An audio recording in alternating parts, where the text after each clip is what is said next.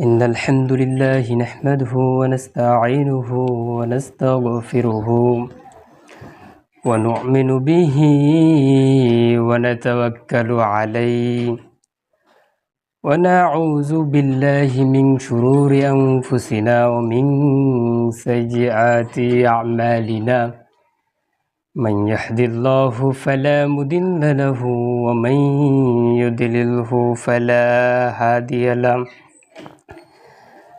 فلن تجد له وليا مرشدا لا مثل له ولا مثيل له لا أجير له ولا كفيل له لا شبع له ولا شبيل له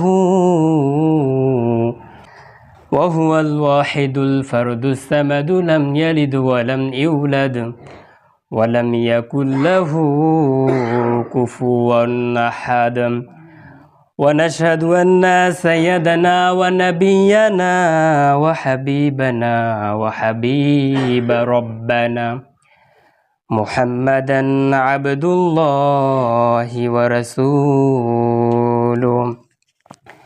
أرسله بالحق بشيرا ونذيرا وداعيا إلى الله بإذنه وسراجا منيرا তাহাজ্জুদের জায়নামাজে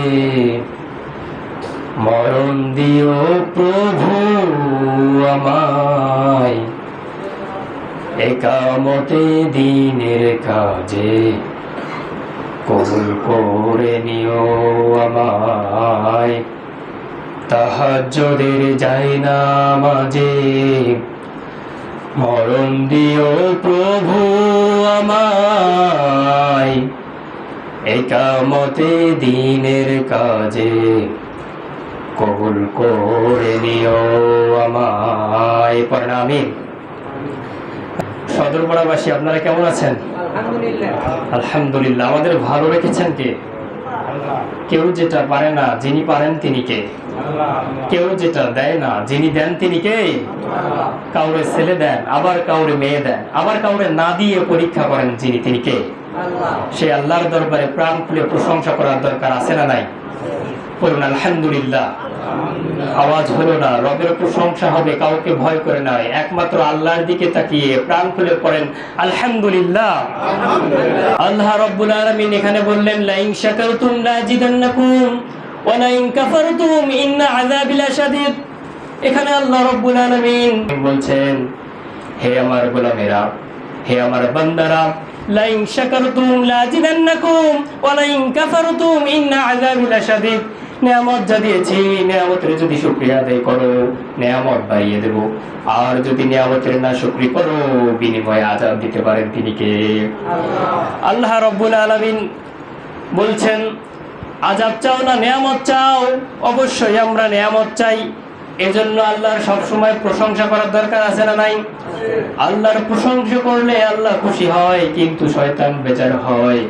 শয়তান আল্লাহরে বলল, আল্লাহ একটা সিজদা না দেওয়ার কারণে আপনি আমাকে জাহান্নামীদের সর্দার বানালেন, আমি কথা দিচ্ছি আপনার একটা বান্দারে আমি জান্নাতে যেতে দেব না। আল্লাহ বলেন, ওই শয়তান তুই আমারে চ্যালেঞ্জ করস নাকি?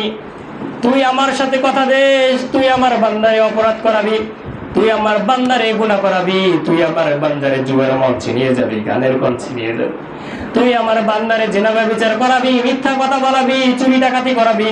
কিন্তু আমার বান্দা সপ্তাহের শ্রেষ্ঠ দিনে জুমার দিনে এসে যদি অন্তর থেকে তওবা করে আমি আল্লাহ কবুল করে নেব। সুবহানাল্লাহ।